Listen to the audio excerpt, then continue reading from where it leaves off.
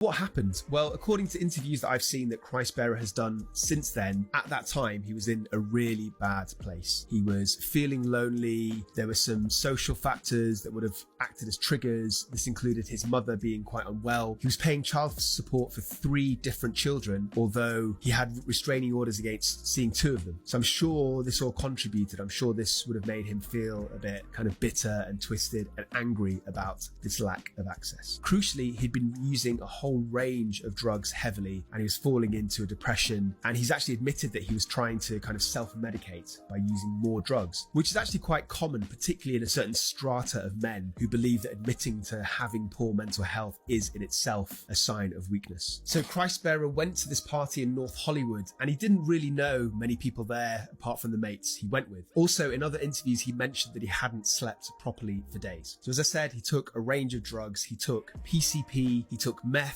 not approved by the rapper Meth from the Wu-Tang Clan. He took MDMA, he took cannabis, and he drank some alcohol. And then in his mind, he thought that his penis was the cause of many of his problems. He thought it was driving him to have promiscuous sexual relationships, like having children, but not living up to his kind of responsibilities as a father. So he thought in that mental state at the time that the best solution was to get rid of it. And also, he'd apparently been reading up about monks. He's also been reading some material about vasectomies. It's probably a bit late now, but 𝐸ⁱ, if you're watching this, there's a big difference between a vasectomy and castration. So then 𝐸ⁱ, he grabs this kitchen knife and he cuts off his own penis. In interviews since, he's been very keen to stress that he only cut off a portion, he didn't cut off the whole thing. And then he said he looked down and I quote, he saw it gushing like a water hose.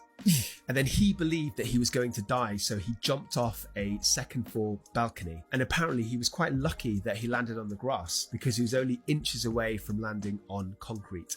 And then his friends called an ambulance.